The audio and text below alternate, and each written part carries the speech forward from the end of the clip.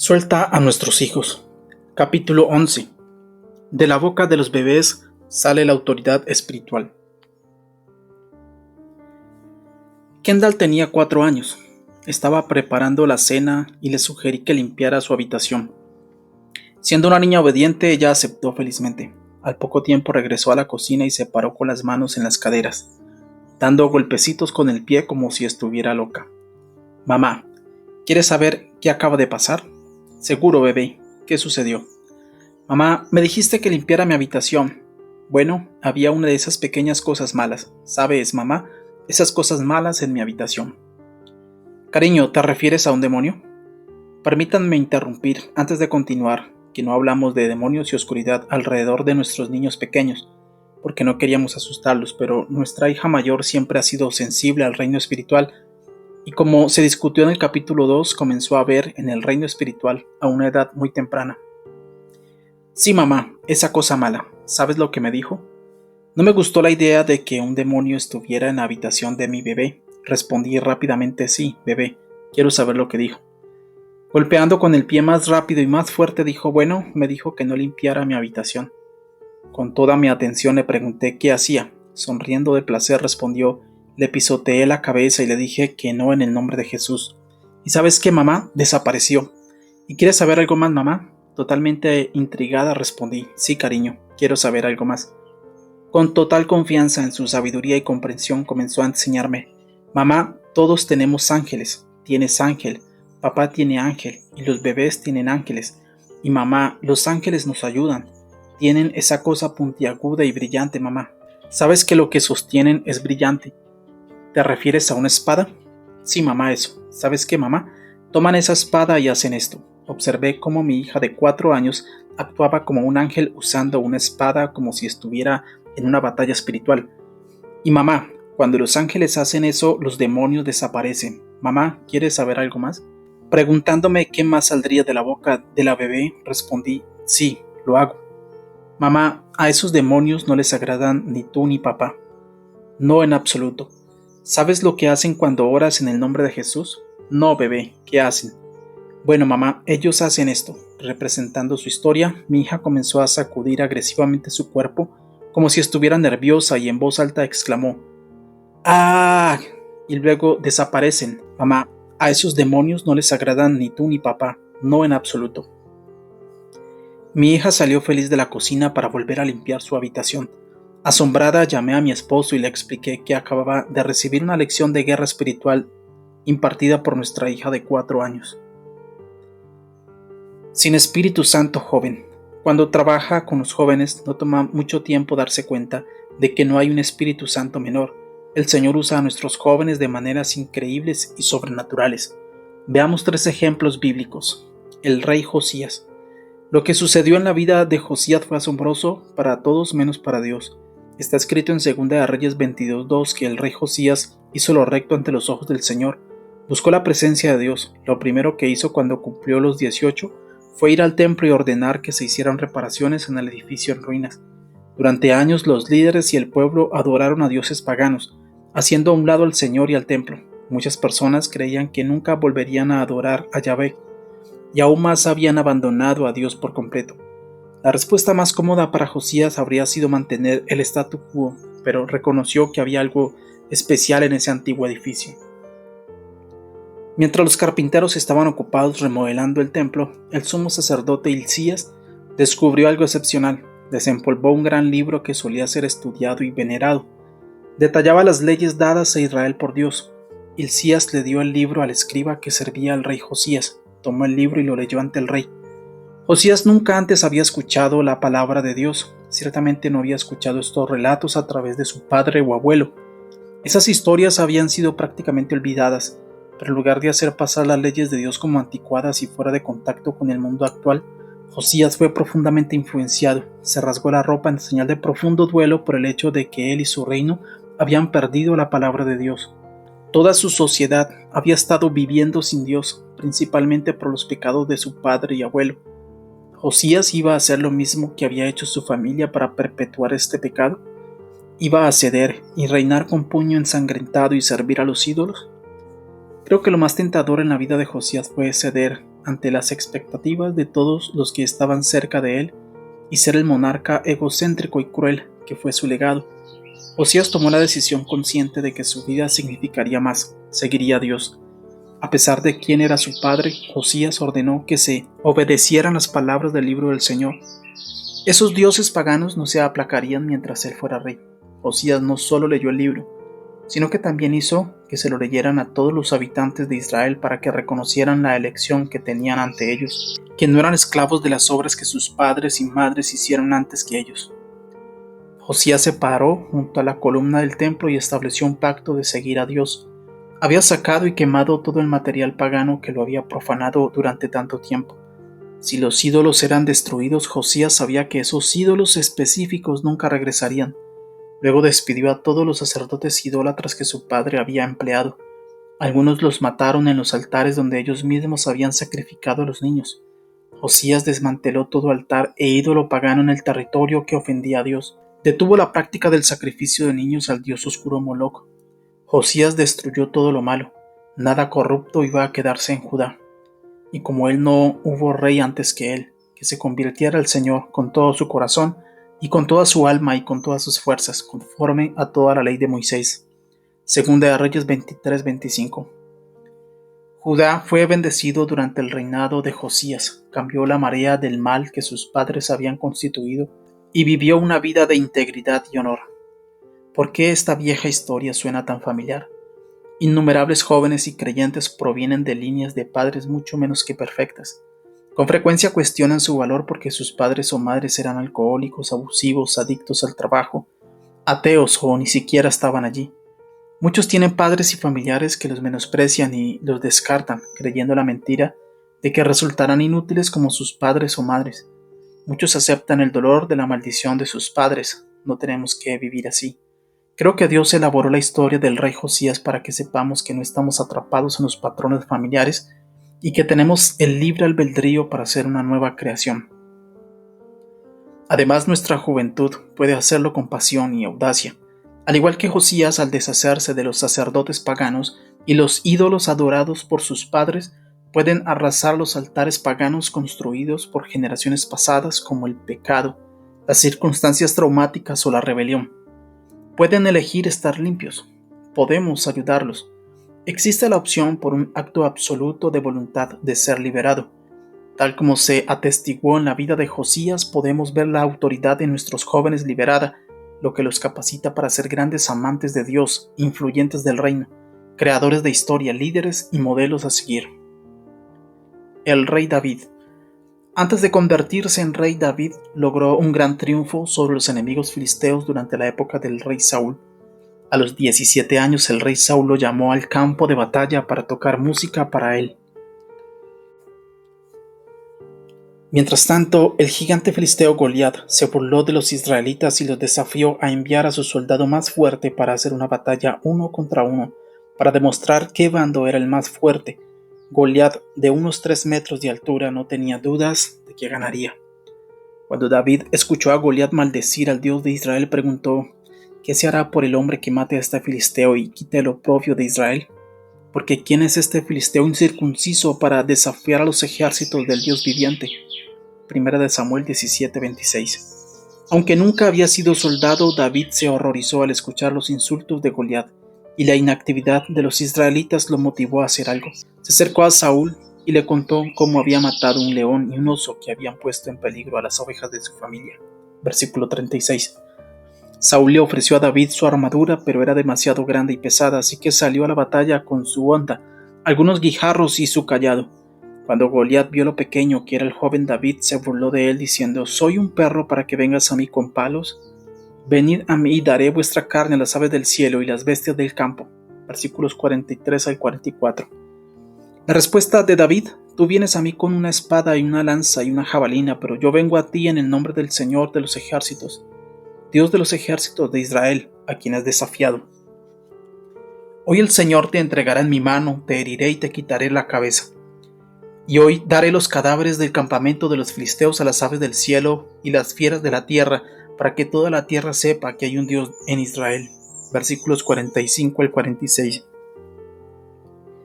David corrió hacia adelante, sacó una piedra de su bolsa y se la arrojó a Goliat. Golpeó la frente del gigante y se cayó. Luego David tomó la espada de Goliat y le cortó la cabeza. Los sorprendidos filisteos huyeron cuando los israelitas los derrotaron. Amigos, un muchacho de 17 años tuvo la osadía de luchar y matar a un gigante contra el que ningún otro israelita pelearía. Hay autoridad en nuestros jóvenes. El Señor Jesús. Siendo obedientes a la ley, María y José regresaron a Nazaret, que sería el hogar de Jesús hasta que él comenzara su ministerio. ¿Qué hizo durante los años ocultos en Nazaret? Lucas informa que se desarrolló física, mental, social y espiritualmente. Jesús no hizo ningún milagro cuando era niño. Trabajó con José en la carpintería. Mateo 13:55 y Marcos 6:3. Y aparentemente dirigió el negocio después de la muerte de José. José y María tuvieron otros hijos durante esos años. Jesús era parte de una familia. Lucas nos da solo una historia de la juventud de Jesús. José y María eran judíos devotos que celebraban la Pascua en Jerusalén. 3 veces al año se requería que los hombres judíos fueran a Jerusalén a adorar, pero no todos podían pagar el viaje. Si eligieron una fiesta, por lo general era la Pascua. Intentaron llevarse a su familia porque era la fiesta más importante del calendario judío. La gente viajaba a las fiestas en caravanas. Los familiares y pueblos enteros a menudo viajaban juntos y vigilaban a los hijos de los demás. A la edad de 12 años, Jesús fácilmente podría haber pasado de un grupo a otro y no haber sido extrañado.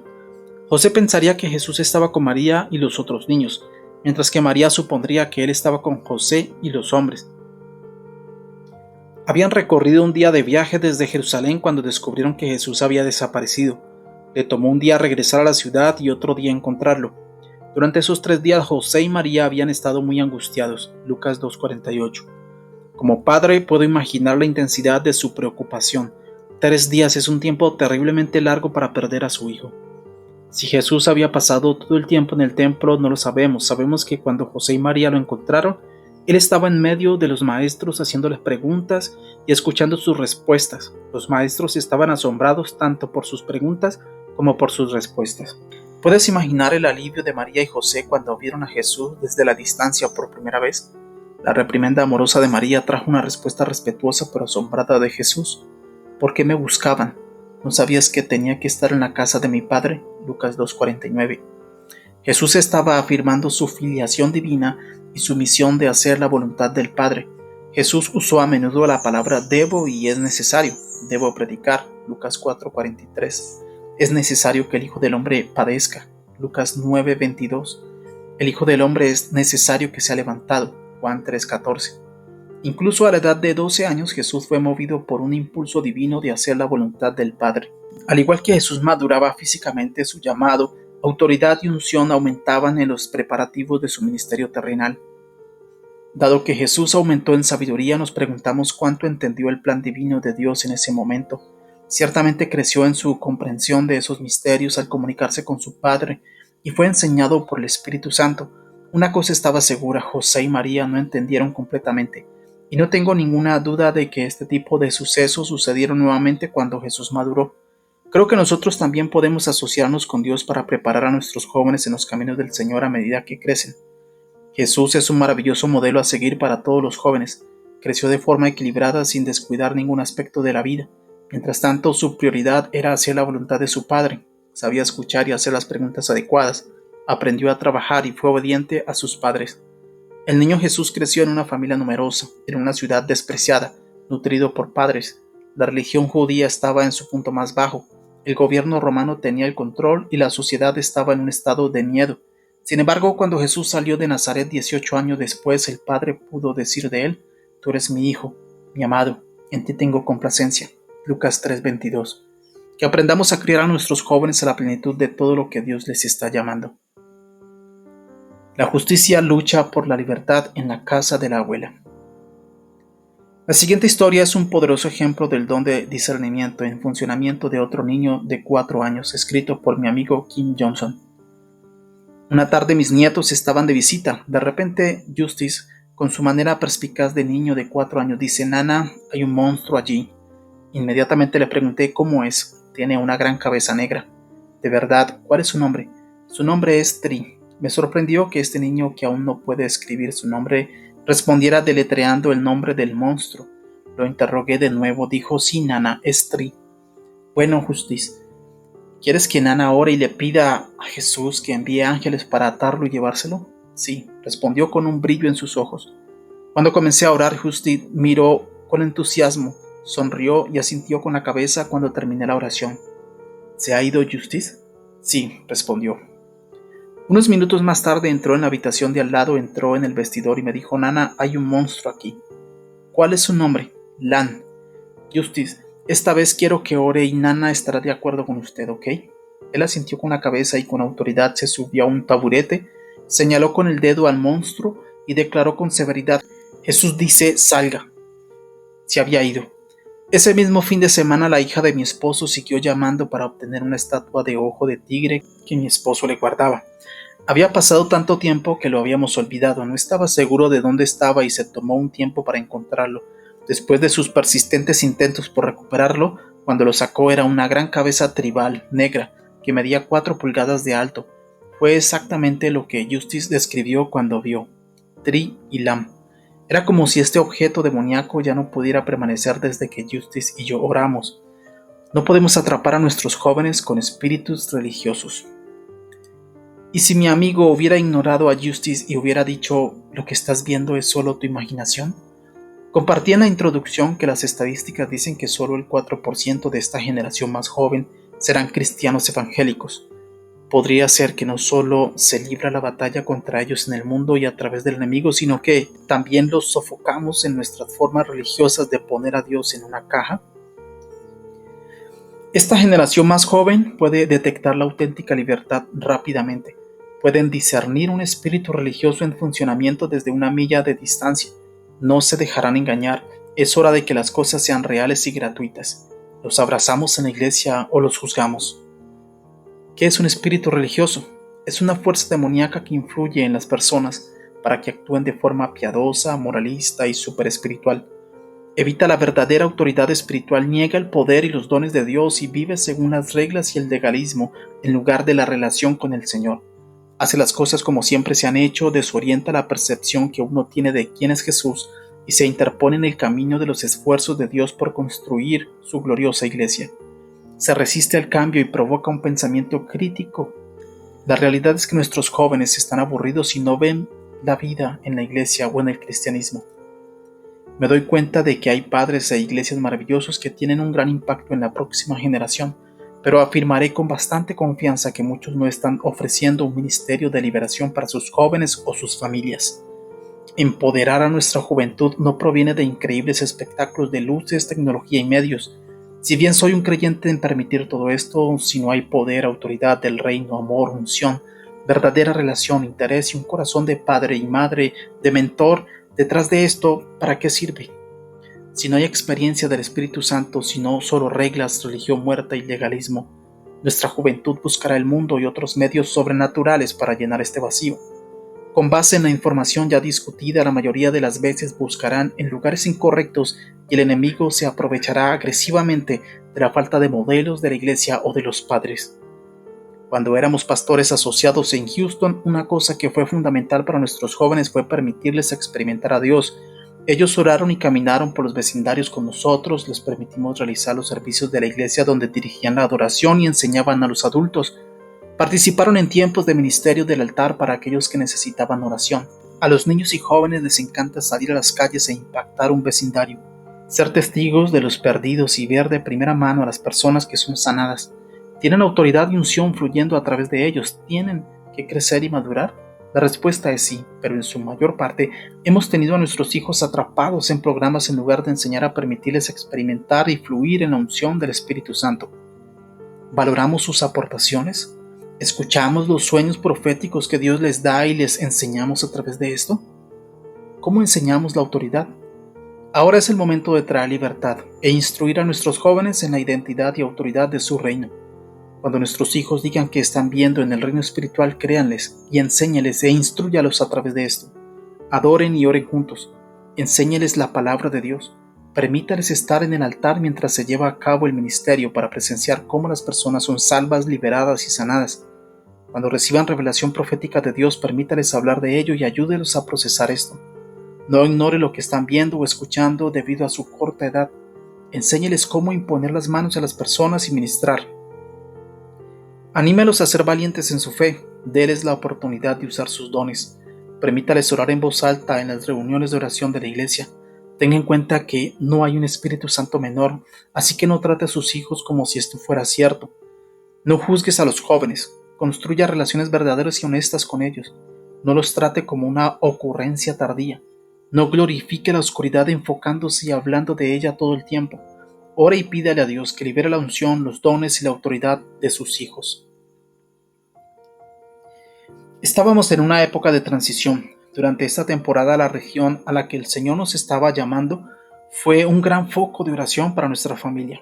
Kendall tuvo 3 sueños que mostraban que el próximo lugar en el que viviríamos tendría montañas cubiertas de nieve. A mi esposo le ofrecieron un puesto de pastor asociado en un pueblo llamado Pampa, Texas. Amigos, este lugar es plano. Puedes ver millas, no hay árboles y ni siquiera un indicio de una colina ondulada, solo plantas rodadoras de Texas que se mueven con la brisa. Lo digo literalmente. Habiendo sido votados unánimemente por el equipo de liderazgo de la iglesia, íbamos a decir que sí. Nunca olvidaré la voz de un niño de 9 años desde el asiento trasero de nuestra minivan. Pero papá, Jesús me dijo que habría nieve y montañas en el próximo lugar donde vivamos. ¿Dónde están la nieve y las montañas, papá? No los veo. Greg y yo sabíamos que debíamos tomarnos esto en serio, orar y escuchar. Una semana después llamamos y rechazamos esta posición pastoral creyendo que el próximo lugar donde viviríamos tendría nieve y montañas. En un mes recibimos una oferta de trabajo para mudarnos a Colorado Springs y trabajar con Peter y Doris Wagner en el Instituto de Liderazgo Wagner y Ministerios Global Harvest. Créame, hay muchas montañas y nieve más que suficiente. De la boca de los niños, el Señor sí habla. Señor, gracias por la bendición de nuestros hijos. Sabemos que tú los has dotado de manera grande y única. Enséñanos a conocer y discernir sus dones y darles la libertad de fluir en tu unción. Agradecemos su orientación. Hablamos de una liberación de la unción y la autoridad en sus vidas. Decimos que hay libertad del Señor en nuestro hogar y en nuestra juventud. Espíritu Santo, dale sueños, visiones, revelaciones proféticas, cargas de oración, un corazón por los perdidos, una autoridad para mantenerse firme y un entendimiento de la verdad de quienes son en ti. Dales una pasión para buscarte y pararse en tus verdades y tu palabra. Danos la sabiduría sobre cómo alentar, liberar y bendecir tus planes y propósitos en sus vidas. Ayúdanos a no ser religiosos, sino libres en ti. Danos la capacidad de impartir esta libertad y autoridad a la próxima generación. Gracias, Señor. Amén.